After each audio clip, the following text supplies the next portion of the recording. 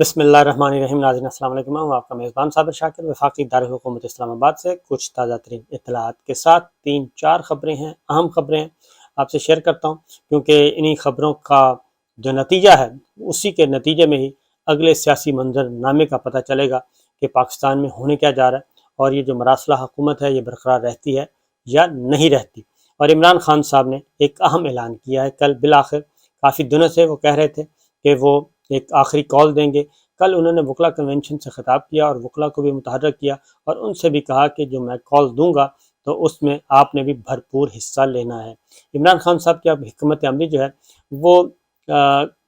کثیر الجہتی ہے، multi dimensional, یعنی حکومت پر اور حکومت کے سہولت کاروں پہ ملٹی ڈائمینشنل حملہ کرنا ہے انہوں نے، اور ان کو کمزور کرنا ہے اور ان کو مجبور کرنا ہے۔ وہ کس طریقے سے مجبور کر سکتے ہیں؟ کیونکہ بظاہر ایسی کوئی چیز نظر نہیں آ رہی کہ حکومت جو ہے وہ پریشان نظر آ رہی ہے، ایسا کچھ نظر نہیں آ رہا،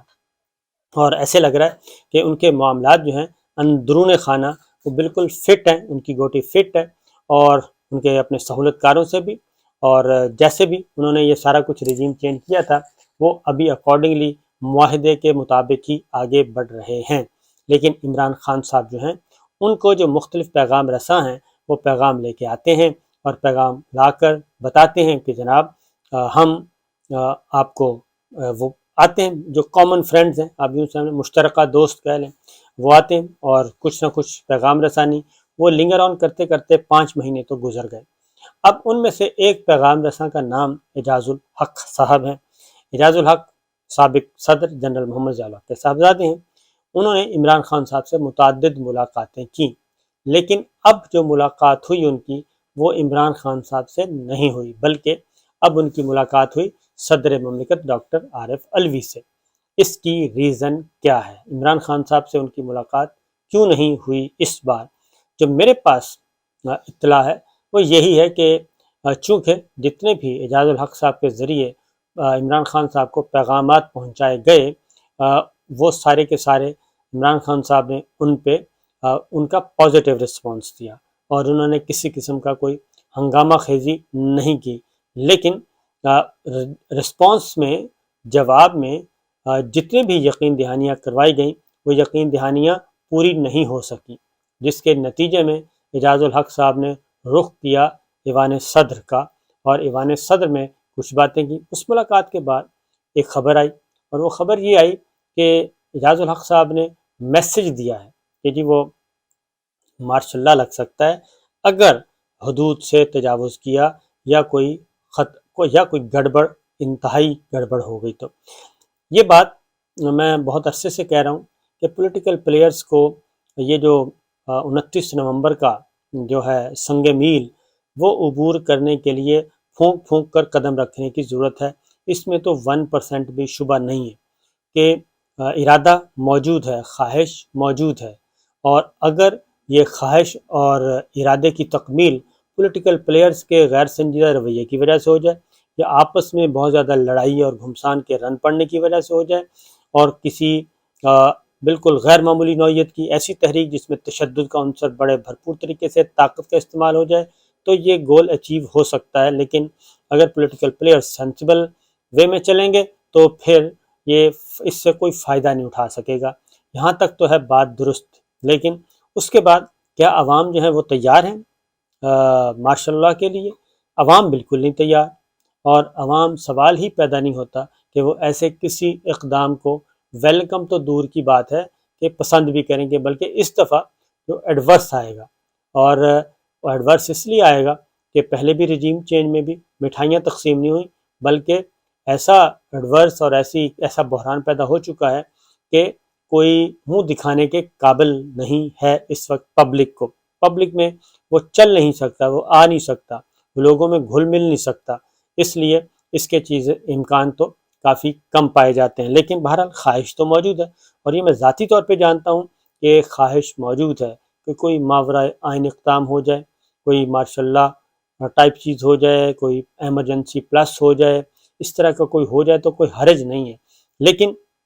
بہرحال دیکھتے ہیں۔ اسی لیے عمران خان صاحب نے جو تحریک اب تیار کی ہے وہ ہے ملٹی ڈائمینشنل، وہ کسی ایک طرف سے حملہ آور نہیں ہوں گے، بلکہ وہ کئی اطراف سے حملہ آور ہوں گے۔ عوام کو وہ موبلائز کر چکے ہیں، متحرک ہے عوام، پبلک اس وقت فل موڈ میں ہے، بلکہ عوام الناس جو ہیں وہ انتہائی خطرناک ارادوں میں۔ اس کی ریزن بڑی سادہ سی ہے کہ ایک تو ایسے حکمران لا کے بٹھائے گئے جن کے بارے میں عوام ان کا نام ہی نہیں سننا چاہتے، پبلک اس کو سپورٹ نہیں کر رہی۔ ایسے حکمران لے آئے جن پہ مقدمات ہیں، جو ضمانتوں پہ ہیں، وہ ساری ڈیٹیلز آپ کو پتہ ہے، اس وجہ سے بھی لوگ نہیں۔ اور جس کے مقابلے میں لے کے آئے وہ عمران خان ہے۔ عمران خان کی پاپولیرٹی اسی وجہ سے زیادہ ہے، اور اب جو ان کا نیریٹو ہے وہ بہت زیادہ مقبول ہو چکا ہے۔ وہ نواز شریف صاحب کو ہوا بنانے کی کوشش کر رہے تھے، انہوں نے نواز شریف صاحب کو ایک مجرم کے طور پہ پینٹ کر دیا ہے، کیونکہ سزا یافتہ ہیں، اور انہوں نے یہ ثابت کر دیا ہے کہ آرمی چیف کی تقرری ایک مجرم کیسے کر سکتا ہے۔ اور یہ حقیقت ہے کہ وفاقی وزراء بتا رہے ہیں، سب کے سب بتا رہے ہیں، ایون شہباز شریف صاحب خود بتا رہے ہیں کہ میں نواز شریف صاحب سے مشورہ کر کے پھر کروں گا۔ لیکن آرمی چیف کے معاملے میں آپ کو خبر چلیں، وہ انشاءاللہ اگلی ویڈیو میں دوں گا۔ کچھ ایک خبر ہے اہم نوعیت کی، وہ نیکسٹ ٹائم ڈسکس کریں گے، لیکن فی الوقت اسی پہ رہتے ہیں جی۔ اب ملٹی ڈائمینشن جو تحریک ہے وہ کس نوعیت کی ہے؟ وہ ہفتے سے شروع ہو رہی ہے، اور ہفتے سے شروع ہونے والی تحریک جو ہے وہ صرف یہ نہیں ہوگی کہ لانگ مارچ کر لیا جائے، یا دھرنا دے دیا جائے، یا مارکوٹ ہو جائے، یا اسلام آباد کو گھیراؤ، نہیں۔ وہ ملٹی ڈائمینشنل اس لیے ہے کثیر الجہتی کہ اس میں وکلا، اس میں ٹریڈ یونینز، اس میں تاجر، اس میں ٹرانسپورٹرز، اس میں طلبہ، سب کے سب طلبہ و طالبات جو ہیں وہ سب کے سب اس میں شریک ہونے جا رہے ہیں۔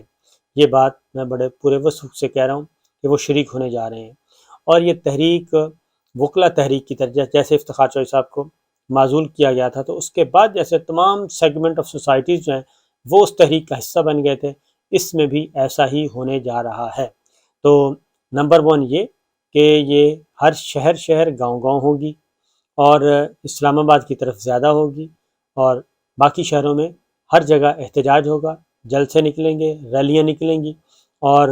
ڈیلی کی بنیاد پہ مطالبات۔ پھر ایک ہونے جا رہا ہے شٹر ڈاؤن، ملک گیر ہڑتال، دکانیں بند، فیکٹریاں بند، اور وہ اس لیے کہ ہر کوئی فیکٹری اونرز بھی تنگ ہیں، دکاندار بھی تنگ ہیں، کیونکہ آمدنی ہے نہیں اور ٹیکسوں کی بھرمار ہے، بجلی کی قیمتیں، پیٹرولیم کی قیمتیں، گیس کی قیمتیں، سب کی سب